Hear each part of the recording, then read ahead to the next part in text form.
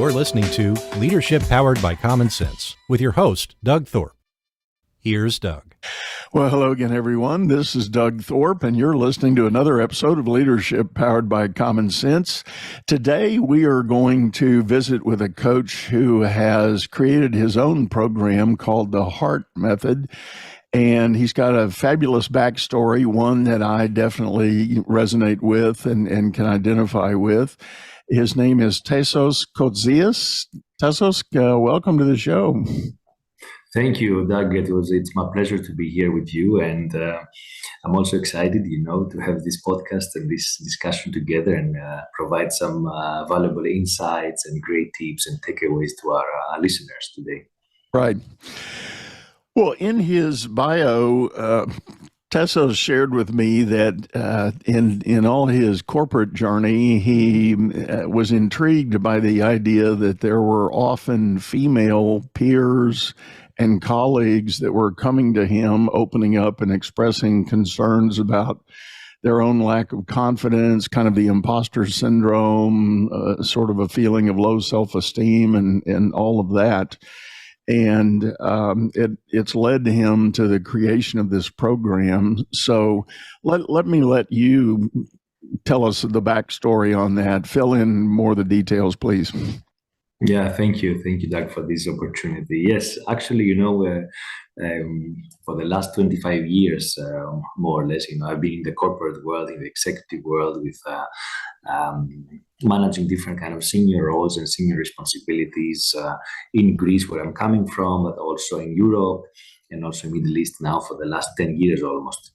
Right. So when I started, in this world, I was very excited. I was really into it. I was really, working very, very hard, long hours, evenings, nights, mornings, how it is, traveling and everything.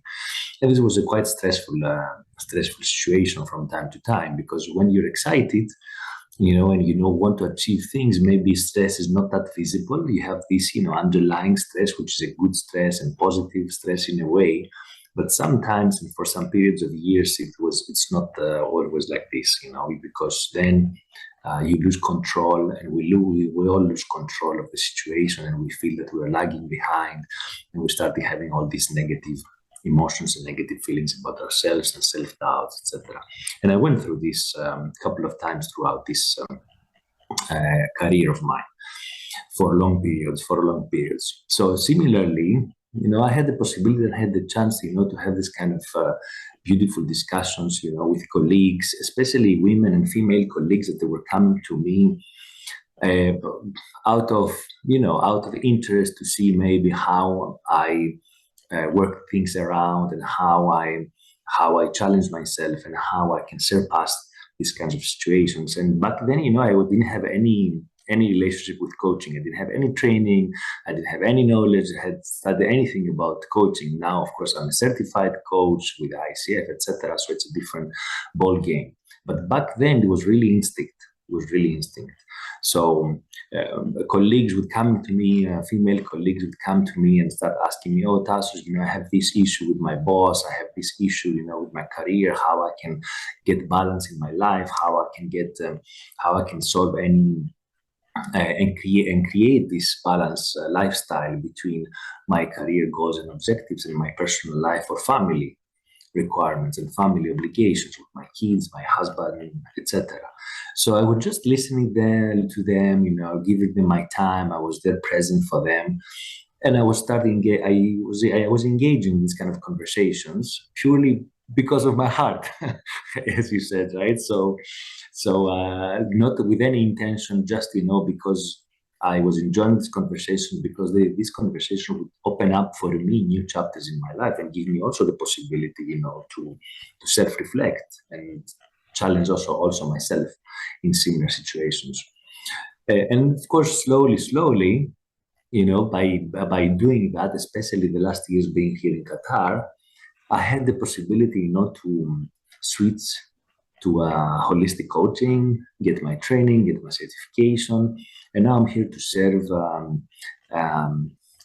my clients, to serve women, to serve professionals and executives, or women that they are entrepreneurs maybe, or business owners that may go through similar challenges, and they want to find this balance in their life and really take control of their lives.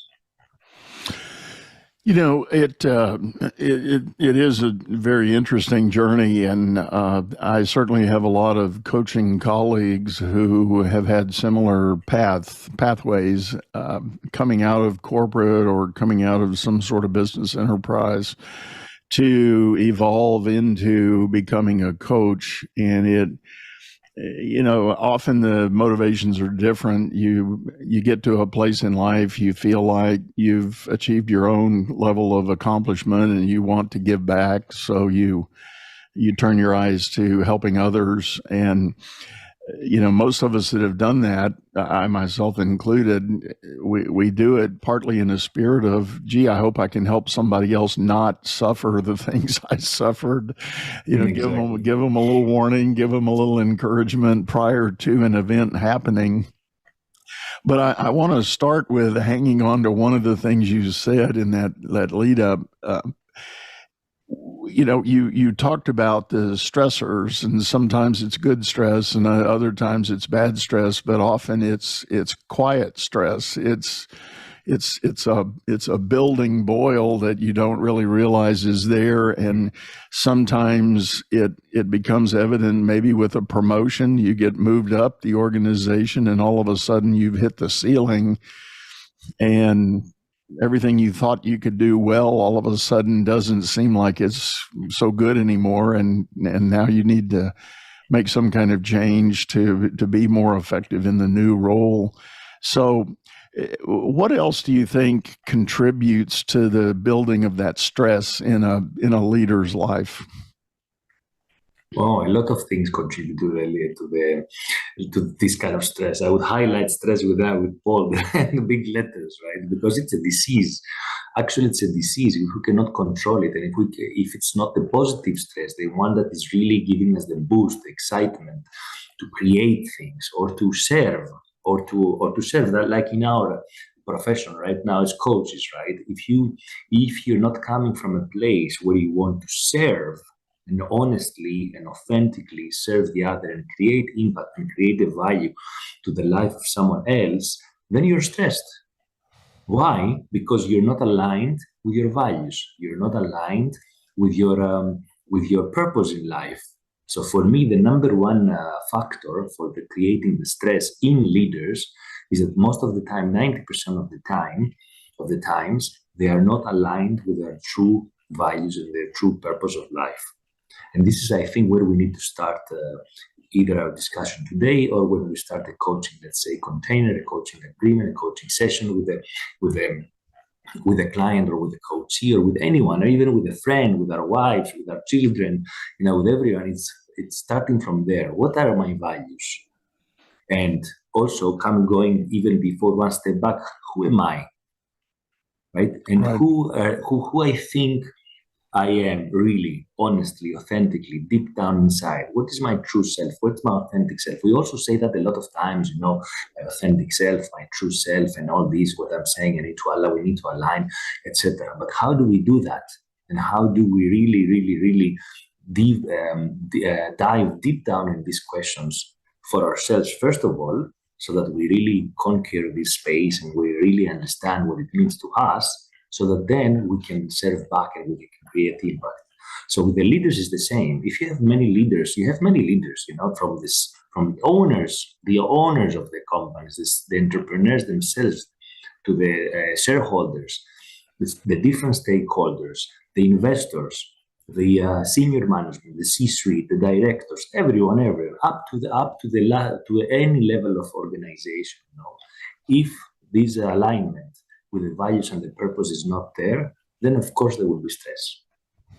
And then, if you start with this, and I'm the founder of the company, or I'm the CEO of the company, or whatever, the president, the chairman of the company, and I don't have this alignment myself, then I cannot guide you, I cannot guide my managers, I cannot guide my directors, I cannot guide my colleagues on how to achieve this, so that we are more aligned and then we can create a professional environment and a working environment with less stress. I like that key idea of aligning from your own personal sense of purpose and values. And I frequently, when I open up an engagement with a coaching client, I will get them to do an exercise. I call it my 3-circle exercise. If you imagine a Venn diagram, 3 circles overlapping with the classic triangle in the middle of commonality among all 3, I define the 3 circles. 1 is the leader you want to be, your personal values, your focus, your vision, your sense of purpose, all of that. 2 is the leader the company is asking you to be, whether that's the board asking a CEO to be a certain way, whatever, or your senior manager is asking you to be something. And 3rd circle is the leader your people need you to be. Those who report up to you in the organization, or those for whom you have responsibility, what are they asking for? What are they telling you they need? And it's always interesting to see an individual's look at that and the assessment of the alignment. On one hand, I've actually had a client do that exercise and go, I think I'm at the wrong company. I think I need to go do something else. And that's insightful and it's important, because if that alignment is wrong or off, there's going to be a lot of stress, a lot of frustration, a lot of incompatibility that's going to constantly be present. But then in other cases, I've had other people really get excited because they realize that sense of alignment that they do have. Now they see it on paper and they go, oh, that's why I feel this way. Man, I am so motivated. I'm so excited. This is really a great fit. And I've got all these great opportunities, and so on and so on. And for everybody in between those 2 extremes, there's opportunity to do some work to say, yeah, I'm at the right company. I just may not be doing my job the way I need to be doing it. And for some, they haven't even thought about their own sense of defining the leader they want to be. They've just kind of gotten on the treadmill of they got picked, years ago to be a supervisor for the first time. And then from there, they got promoted to manager, and manager to director, director to VP, and so on and so on. Yeah. And it just became a journey, but they never really thought about what that meant and how they should be showing up. Yes, and if I may add something, a very good point here, Doug, it's what you said when we're in this treadmill, as you called it, right? Or as I say, the autopilot we're living, right? Most of our lives, in the end, or most of our days and hours and minutes on an everyday basis, when we're there, and then we get we always have this cheese, like the mice in the treadmill, they have the cheese and they go run after that, and they can never be able to catch it, because you may get this small fulfillment when you get a promotion, for example. So you get a small promotion, let's say, oh, I'm excited, I got promoted, I'm good, I can do that and all that. And then you get a second promotion, and then you go all the way up to the ladder. But then you realize at some point in life that something is missing. And when something is missing, then this where this misalignment is coming ahead of us, in front of us. And then we really understand that, yes, okay, all these small joys, or those small moments of fulfillment, they were very, very short, but they were not giving us the overall joy or the overall happiness that we could have, or we should have, or the ones that we could ask for ourselves. It's exactly like when you buy something new. For example, you know how it is. You buy a new car and you're very excited, and you say, "Oh, I love my car. It's super powerful and this." And okay, and then after 2 months, 3 months, 6 months, you forget about how nice the car is, and then you're going for another car. Looking at you're looking else, for the right? next model, and then you're looking for the next model. Right. Unless you say, this is the car of my life.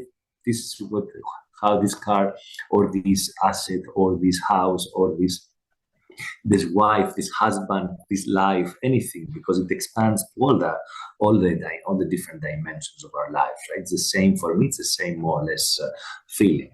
It's the same for being in a relationship. Since I mentioned wife and husband, is the same being in a relationship. You wake up one morning after many years of wedding or marriage, and you look back and you say, okay, now what? Now what? Yeah. Is it the right person for me? Is not the right person for me? Should I have taken that? Should I have taken this? Why do I have maybe this regret a few years ago, or when I met someone and I didn't make the move, or I was not bold enough, to take the move, or what? And you always have this kind of regrets in your head. So Yeah. it's similar. It's similar, I think, for all the emotions of life. Right.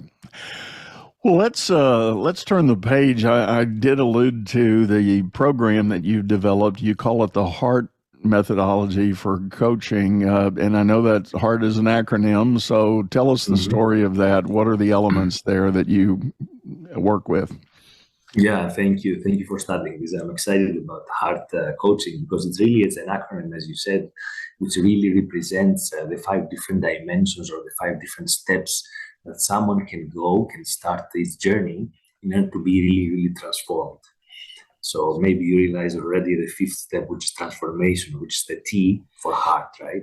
But let's start from the beginning. So H is for holistic approach in life, holistic balance, holistic harmony, holistic mindfulness. Anything has to do with how we bring our life, our everyday life, in a balance and in harmony with ourselves, with our surrounding, with our loved ones, with our careers, with our jobs, with our assets, anything around this holistic balance. So this is H for HEART.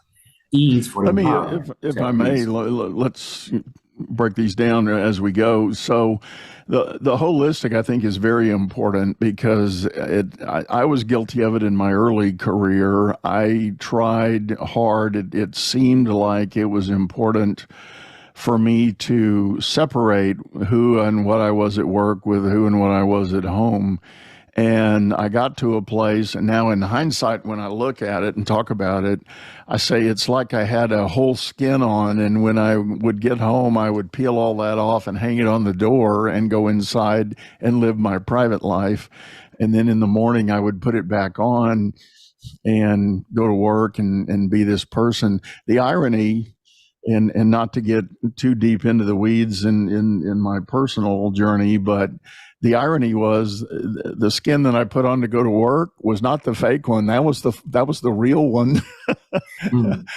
But I was having trouble at home. I'd made a bad decision about a marriage, and I was living a whole different life at home that I was trying to figure out and do the best I could. But it was a struggle, and I felt like I could not be real in that moment. And it just led to a lot of things, which ultimately led to a divorce. But, being able to get to a place in life, the partner you choose to live with, plus the work you choose to do, having all that, and I love your word, and I've adopted it for some time now, harmony, not balance, but harmony. Bring them both together simultaneously because they're happening simultaneously. Correct. This is correct. And also another term that we can use, if for some people maybe it can help them a lot, it could be integration. So how can we integrate, our professional role with our family role, and everything that we do during the day. So it's not like, okay, I work 8-10 hours a day. That's one part of my life. I go back home. I spend another 4, 5, 6 hours, 8 hours of sleep, whatever. That's a second part or a third part of my life. And I have my social relations, my friends, whatever. That's another part of my life. It's how we integrate all of this together to feel, as you nicely said, that how I can be real and authentic in all these parts of my life during the 24 hours that I'm given, to experience, to rest, to work, to enjoy anything, So how we can integrate that. So yes, harmony, integration, there are keys, there are key words, and there are keys, to this kind of holistic approach, this kind of holistic achievement in life. So that's why for me, the heart is one of the critical steps to start with, because once you have conquered this step, once you have really you're really full self-aware of what holistic means for you, and how this plays such an important role in your life, then you can go and then you go to the E, which is the empowerment. Because empowerment will come automatically once we have this holistic understanding and holistic way of working, of living, of experiencing, then empowerment will come automatically because we will feel more self-empowerment, first of all, and we will start radiating and emanating this empowerment to our environment, so to our colleagues, to our family, etc. And then through this empowerment, yeah, please go ahead. You want to ask something? Well, I was going to ask, with the empowerment, what came to my mind was the idea that often people, and we all do it, I do it from time to time still, in spite of what I know about it and how to avoid it, is the idea of operating with limiting beliefs. You know, it's the therapists tell us it often starts with childhood. You know, you were told you weren't pretty enough, weren't fast enough, weren't smart enough, weren't whatever. And that gets programmed in the brain. And then you get into adult life and a moment comes up and that's tape plays again. And you go, yeah, see, that's why I can't do this, or that's why I fail. But to me, what I heard and thought about when you said empowered, it's the whole idea of overcoming those limiting beliefs and really feeling empowered to, you know, keep moving forward and keep working on the track you now believe you belong. Yes, correct. And this is what coaching is all about, right? It's about this, about the present and the future. Of course, we support as coaches, we can support, you know, our clients with a little bit of some things from the past, right? But if there are emotions or limiting beliefs that are really engraved in our past, in our behavior, in our emotions, in our feelings, in the thoughts, then of course therapists can help and can support. But we as coaches, we need to focus on the present and on the future. Say, okay, if you understand that these are some limiting beliefs, how can you cope with them now in the present? And say, how can you get rid of some of these limiting beliefs or weaken them so that you have the capacity and you have the skill, and you have the appetite, right? You know, to really move forward and really be transformed and really achieve what you want to achieve and how to be the best version of yourself. So this is what coaching is all about. So with this empowerment, and of course that's why you need people, and we all of us, we need support.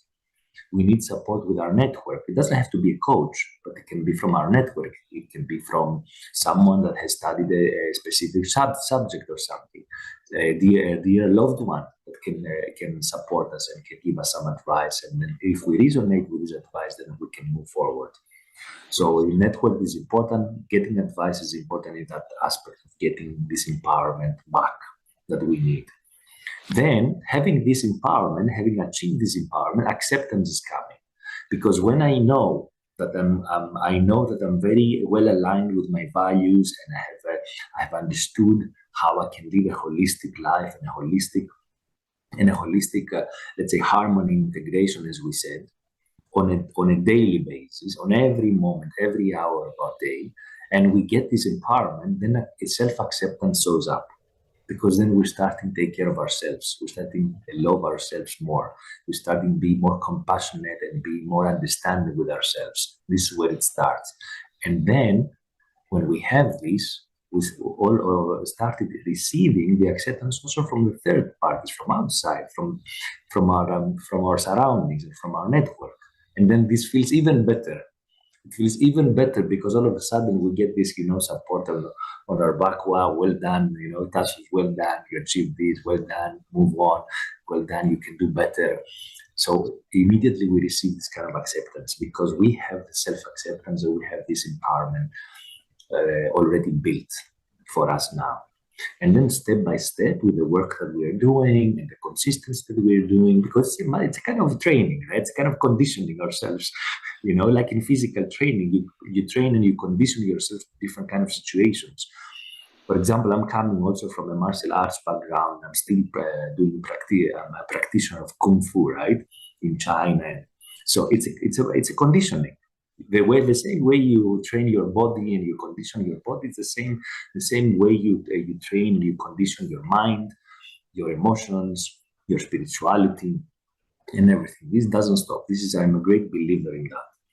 So after the A, which is the acceptance for the heart model, we have the resilience.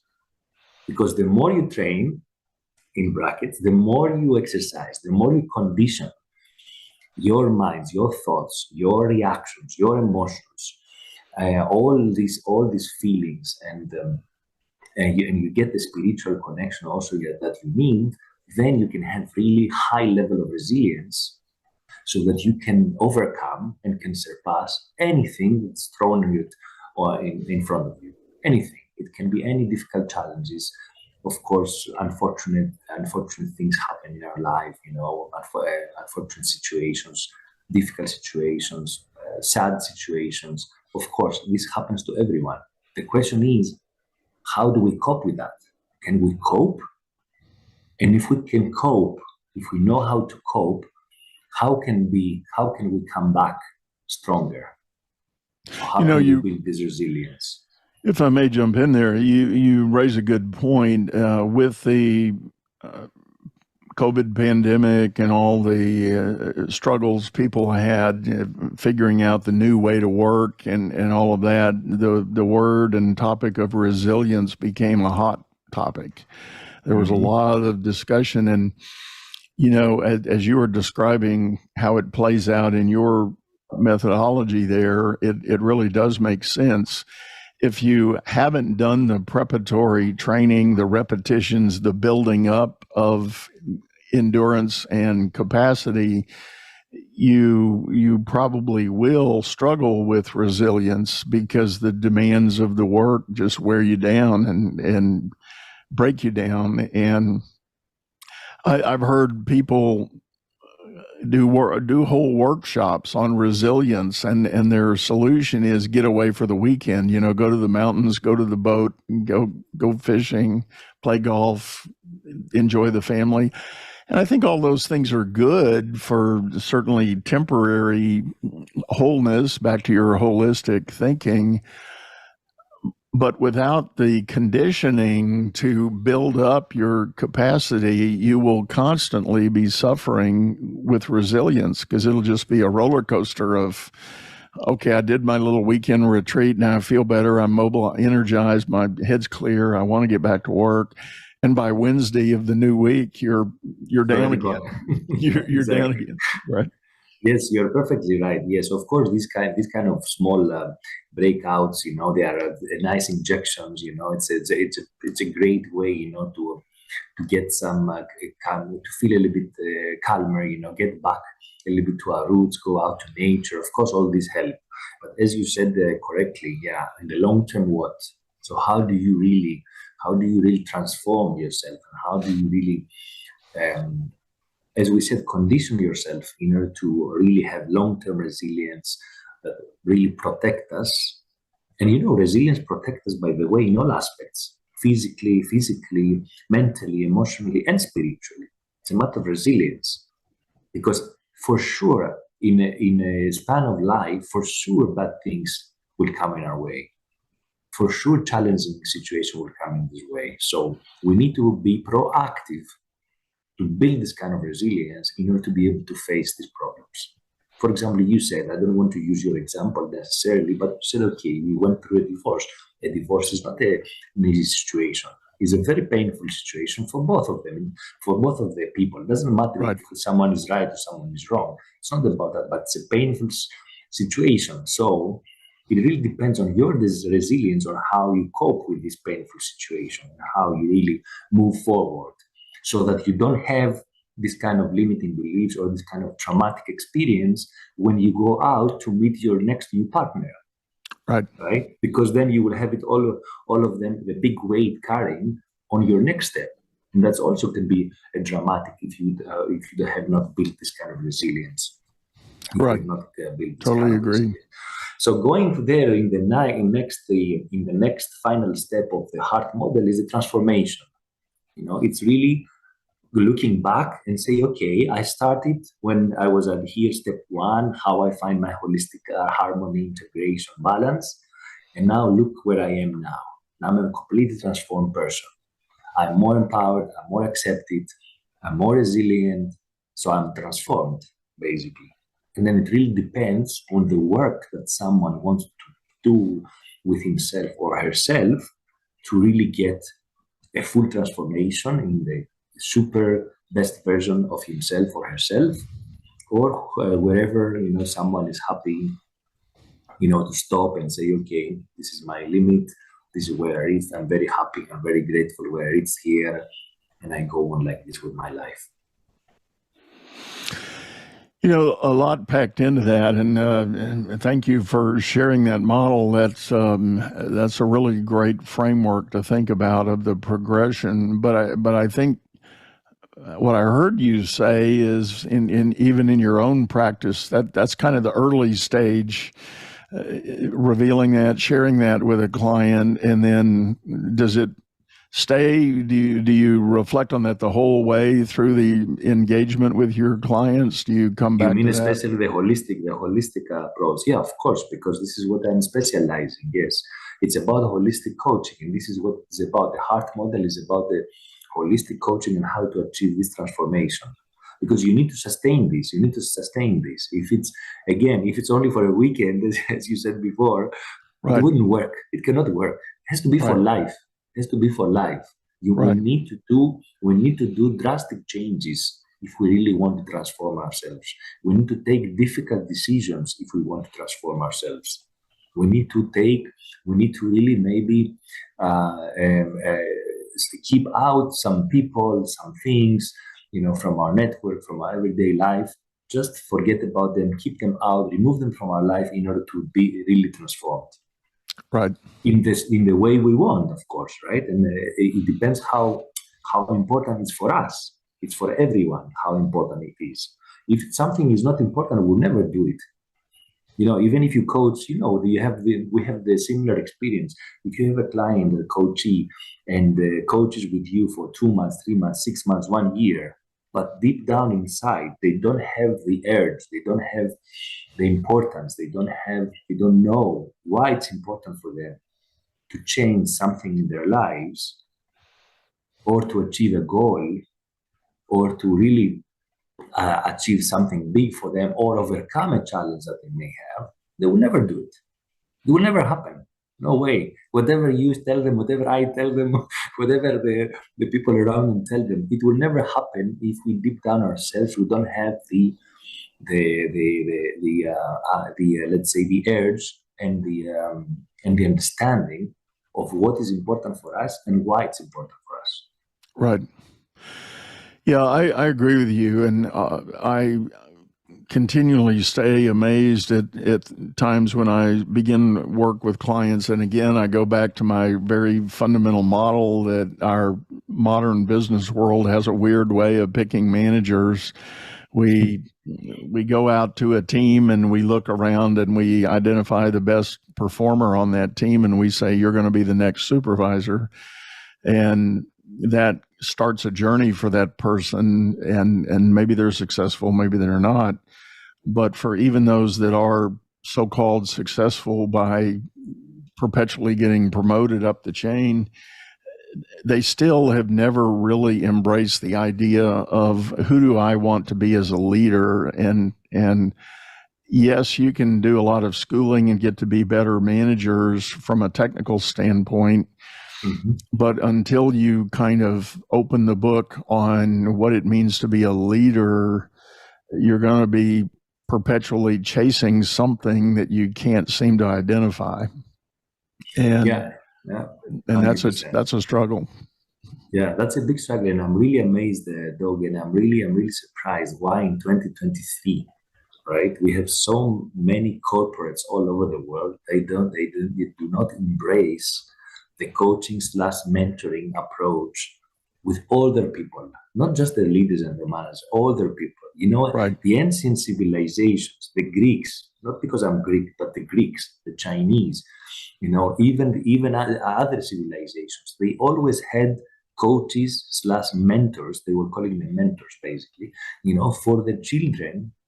The children were 5 years old and 7-year-old and 10-year-old to be educated properly so that they can be good leaders. They can be good people, first of all, good people. Second, good leaders, good fighters, good family members, good fathers, or whatever, and it was happening 2,000 years ago, 2,500, 3,000 years ago. Why not now?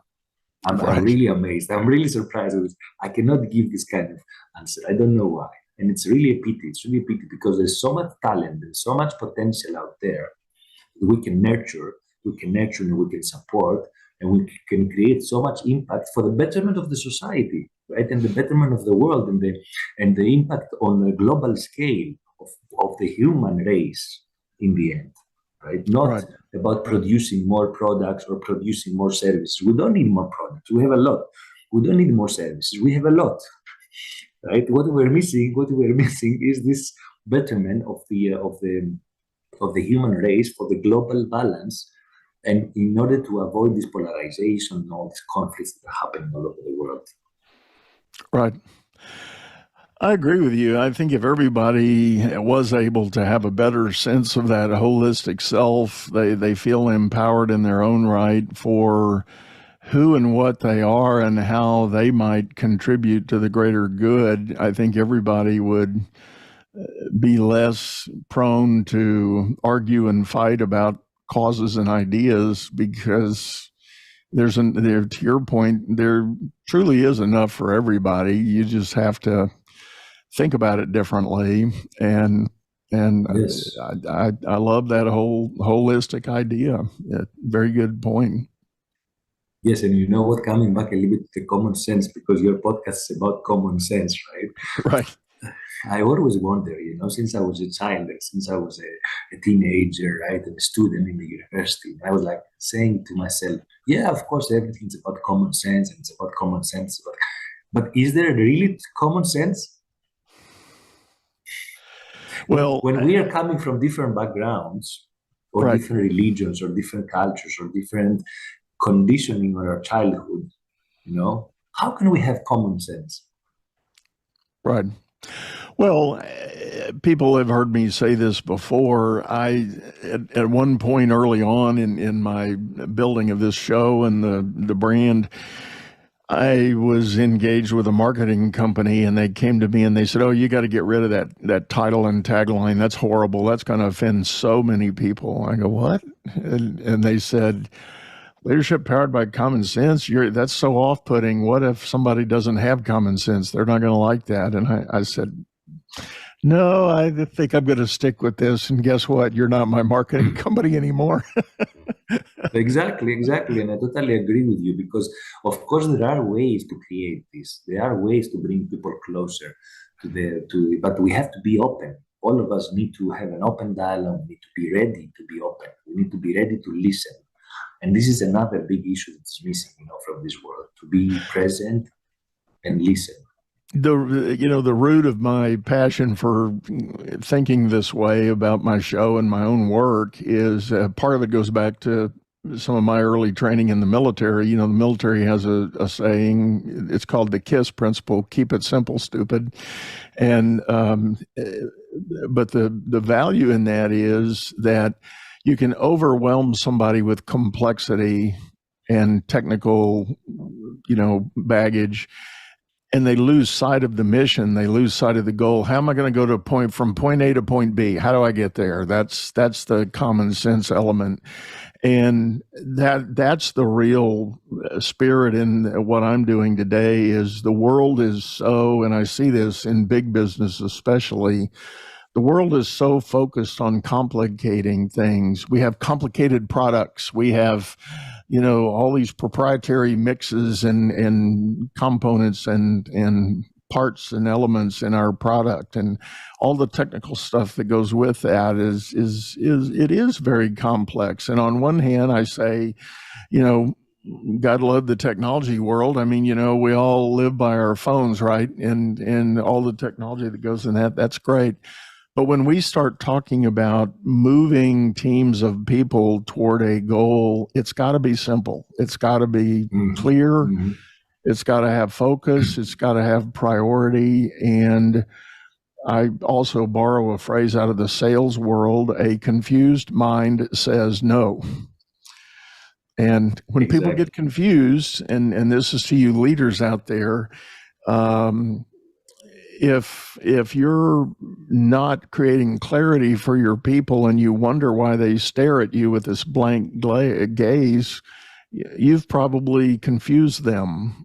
They don't want to do the wrong thing, so they're doing nothing until you tell them what the right thing is.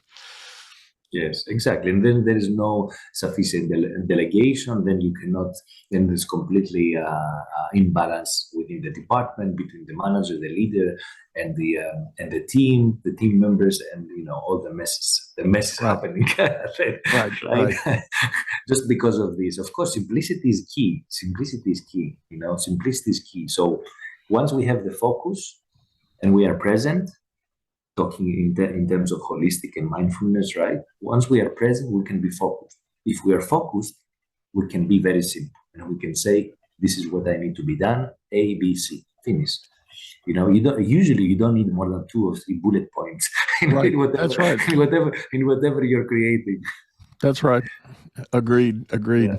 Well, Tassos, this has been wonderful, man. I really appreciate you coming on and sharing this with us. Tell folks the best way to get a hold of you if they're looking to learn more from you. Thank you, Doug. Appreciate it. Yes, they can reach me through my website, which is my name, basically. It's www.tassos, that's TASSOS, Kotzias, KOTZIAS.com. And of course, they can find me in LinkedIn, in social media, Facebook, Instagram, with my name. And I'm happy, to offer any kind of service, any kind of support. I have also a 30 minutes free consultation call for anyone that wants to get to know me better. I can give them really in 30 minutes a great opportunity, to exchange ideas and see how I can support them and how I can help them achieve their goals and surpass any challenge they may have. That's great. So, well, as always, I was going to say, as always, folks, we'll have links, and I've got a good, robust list of links for Tassos here, and we'll have all of that in the show notes, as we always do. So just click down on your link here, and you'll find all of that information. So one last time, thank you for sitting in. It's been a pleasure chatting with you and getting to know you. Thank you, Doug. All the best. Thank you, and let's catch up another time as well. We have a lot of things to discuss, I think, with a similar course of life. I think so. Well, with that, folks, we're going to wrap this up, say goodbye, and encourage you to go out there and make it a great day. But I want to remind you, there's a video version of this show over on YouTube, channel by the same name. So if you're listening on your favorite streaming service right now, click over to YouTube. You can pull up the video and look at the archives of all the other episodes we've had. So with that, again, I'm going to say goodbye. Go out there, make it a great day. You've been listening to Leadership Powered by Common Sense, hosted by Doug Thorpe. If you would like to know more about the coaching and advisory services he provides, visit dougthorpe.com.